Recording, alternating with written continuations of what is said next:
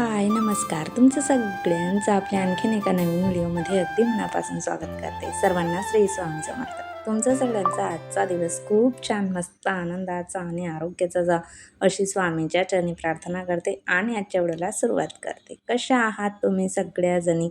खूप छान, मस्त आणि मज्जेतच असणार. कालच्या व्हिडिओला केलेल्या लाईकसाठी, कमेंटसाठी तुमचे खरंच खूप मनापासून आभार मानते. तर लाईक करताना ना हाईपही करत जा ताईंनो, तुम्ही विसरता आणि हाईपचे पॉईंट मिळतात ना, त्यामुळे जरा व्हिडिओ जास्त जणांपर्यंत पोहोचतो. तर चला, आणखीन एका दिवसाची मस्त छान अशी सुरुवात झालेली होती आणि दिवसातून 2-3 वेळा जरी बाल्कनी झाडून घेतली ना, तरी झाडांची पानं जी आहेत ना, ती खाली पडतातच.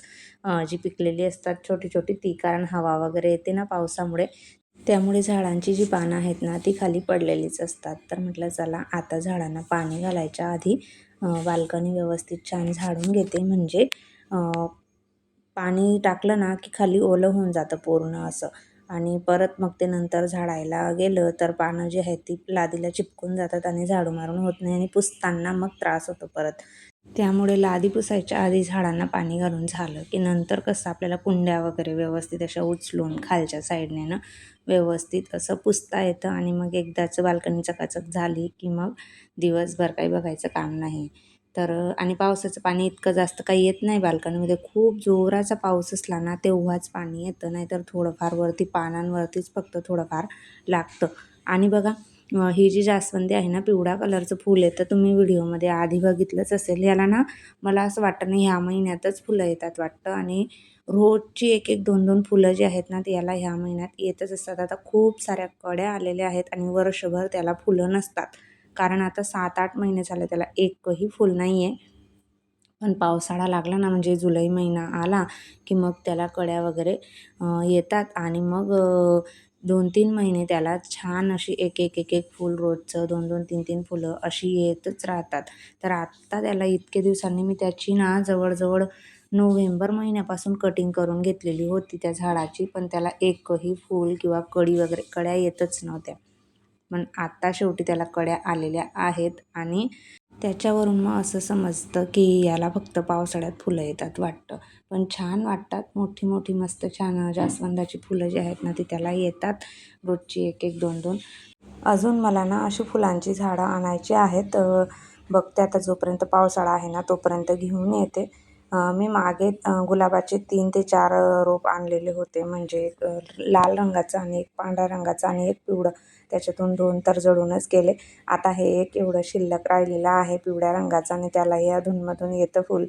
तर बघू आता, आणायचे आहेत मला. जोपर्यंत हा महिना चालू आहे ना, जुलै महिना, तोपर्यंत 2-3 झाडं जी आहेत ना ती घेऊन येणार आहे फुलांची. मस्त छान वाटतं ना फुलं आलेली असले की झाडांना, त्यासाठी. बाहेरचं सगळं काही आवरून झालेलं होतं, देवपूजा वगैरेही झालेली होती, पण तुमच्यासोबत काही शेअर केलं नाही. म्हटलं चला आता एवढं बस झालं. आणि त्यानंतर मग किचनमध्ये आलेली होती, कारण 9:30ला स्कूल सुटते आणि शनिवारचा दिवस असला की तर मग त्यासाठी आता ह्या दोघीही येतील आणि म्हटलं मस्त छान पोहे वगैरे जे आहेत ना ते बनवूयात. सगळेच आता घरीच आहेत. इतर दिवशी मी नाश्ता वगैरे बनवायच्या याच्यात काही पडत नाही, कारण वेदूचा टिफिनही असतो सकाळी आणि मग परत नाश्ता आणि जेवण, त्यामुळे मी डायरेक्ट जेवणच बनवते. पण असं सगळे असले ना एकत्र घरी तर मग त्या दिवशी नाश्ता बनवत असते. आज म्हटलं चला, खूप दिवसांनी मी पोहे केलेले होते. आमच्या इथं ना जास्त पोहे कोणी खात नाही, कारण पोह्यांमुळे ना बऱ्याच वेळेला ना ॲसिडिटी होते ताईंनो. तुम्हालाही याचा अनुभव असेलच. त्यामुळे मी पोह्यांचं प्रमाण ना कमीच करून दिलेलं आहे घरामध्ये. कधीतरी महिन्यातनं एखाद्या वेळेस बनले तर बनले, नाहीतर नाही. सकाळपासून ऊन पडलेलं होतं आणि आत्ता 9:30 वाजलेले आहेत. वेदूची स्कूल सुटणार आहे शनिवारी 9:30ला. म्हणजे 10:30ला सुटते, पण काहीतरी फंक्शन होतं ना स्कूलमध्ये, त्यामुळे मग 9:30ला सुटते. आणि स्कूलमध्ये जायच्या वेळेस बघा पाऊस कसं चालू होतं, तुम्हाला दाखवतो. इकडनं दिसणार नाही, बॅक कॅमेरा करून ना दाखवते मी तुम्हाला किती पाऊस सुरू झाला आहे. पाऊस आहे ना मुलांना घरी यायच्या वेळेस किंवा सोडायच्या टाईमला मुद्दाम येतो. चला,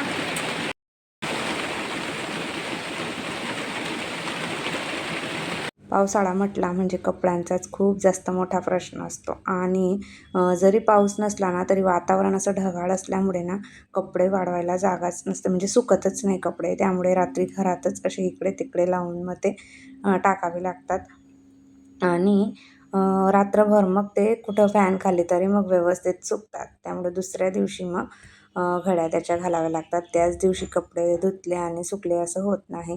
तर कालचे ना कपडे होते राहिलेले, ते मला घड्या करून घ्यायचे होते. शनिवार आणि रविवार जर म्हटलं ना तर कपडे खूप जास्त निघतात, कारण मुलांचे स्कूलचे वगैरे PT युनिफॉर्म वगैरे असले ना ते मी शनिवारच्या दिवशी धुवून घेते आणि रविवारचे मग स्कूल युनिफॉर्म असला ना त्या दिवशी धुते. त्यामुळे 2 दिवस कपडे जरा जास्तच असतात.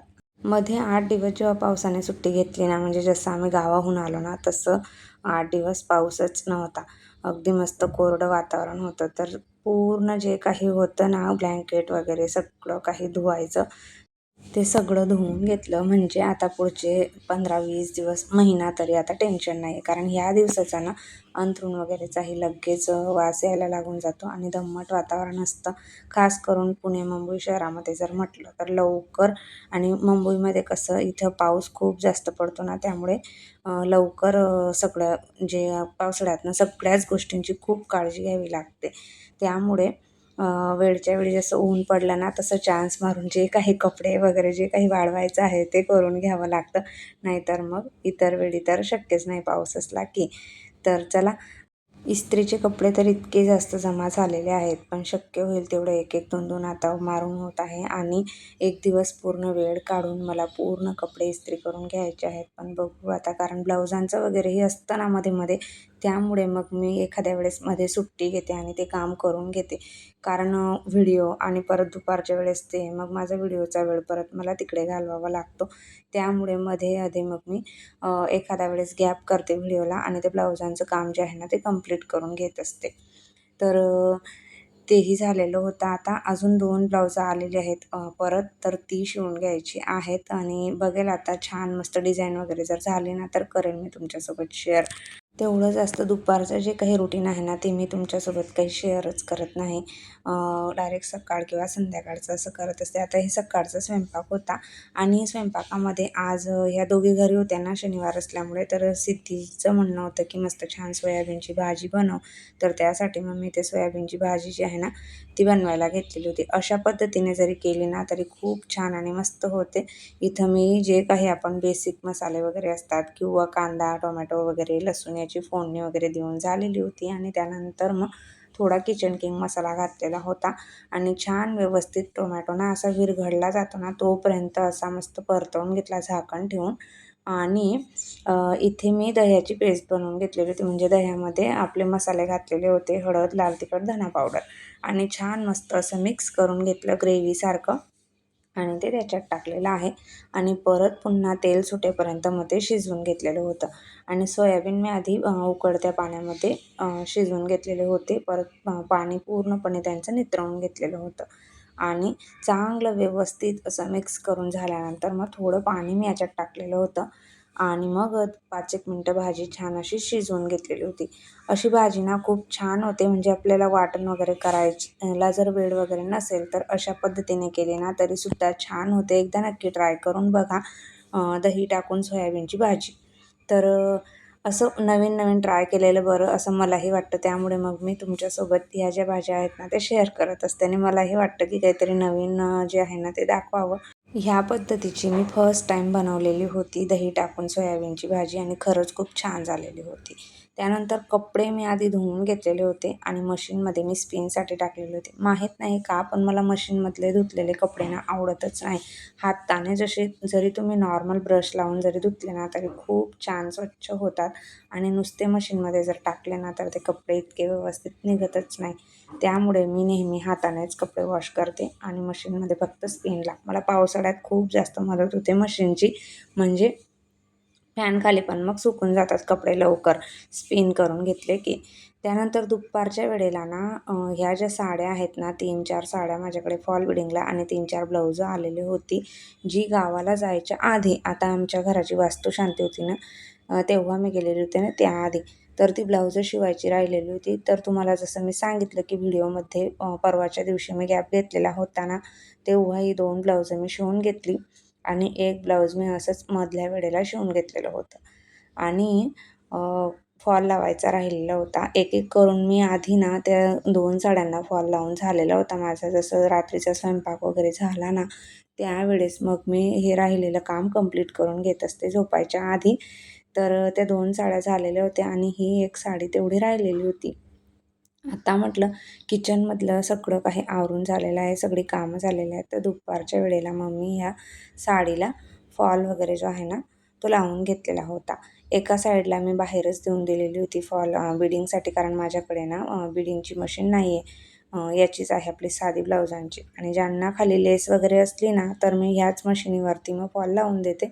पण ज्यांना अशी लेस वगैरे नसली, प्लेन साड्या असल्या, त्यांना बाहेर दिल्याशिवाय काही पर्याय नसतो मग.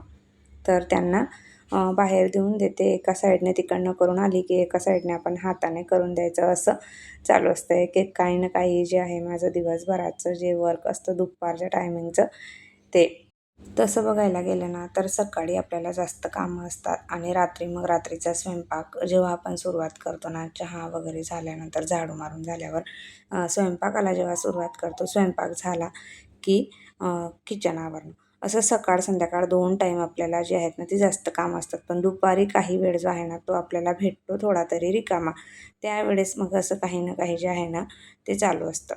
तर ह्या ज्या साड्या आहेत ना, ज्याचं त्याचं ब्लाऊज आणि साडी हे एका ह्याच्यात त्या जी पिशवीमध्ये आलेले होते त्याच्यामध्ये पॅकिंग करून प्रत्येकाला त्याचं देणं हे.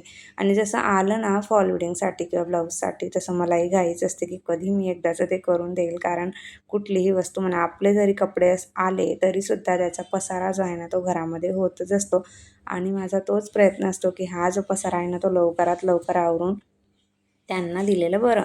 तर पण या साड्यांना जरा जास्त उशीर झाला, कारण गावी वगैरे जाणं झालं. तिकडनं आलं की परत 3-4 दिवस त्याच्यामध्येच जातात आपले. तर त्यामुळे साड्या तर झालेल्याच होत्या, पण ब्लाऊजांना तेवढा उशीर झाला. रोजचं जर व्यवस्थित बसलं ना, तर 2 ब्लाऊज आपण आरामात शिवू शकतो. सिंपल जर असली तर. डिझाईनवालं असलं तर मग जास्त म्हणजे कामाचं जर लोड नसेल तर मग डिझाईनवाले हे 2 शिवू शकतो. पण सिंपल असले तर पटकन शिवून होतात ब्लाऊज. ही सिंपलच होती, जास्त डिझाईन वगैरे त्याच्यामध्ये काहीच नव्हते. त्यामुळे मी तुमच्यासोबत हे काही शेअरच केलं नाही. म्हटलं चला साधे सिंपल ब्लाऊज आहेत, त्यामुळे काय दाखवावं. डिझाईन वगैरे असली की तुम्हालाही जरा आयडिया यावी किंवा बघून वाटतं की असा गळा शिवला पाहिजे. ऐन वेळेला ना आपण खूप सारं शोधून ठेवतो, पण जेव्हा आपलं ब्लाऊज शिवायचं असलं ना, तेव्हा आपल्याला सुचत नाही की आपल्याला कसं शिवायचं आहे ते. त्यामुळे जरा तुमच्यासोबत शेअर करत असते, तर जेणेकरून थोडीफार आयडिया जी आहे ना, ते आपल्याला येत असते. मग चला ताईंनो, कसा वाटला आजचा व्हिडिओ ते कमेंट करून नक्की सांगा. नेहमीप्रमाणे आवडला असेल तर लाईक, शेअर, सबस्क्राईब नक्की करा. श्री स्वामी समर्थ.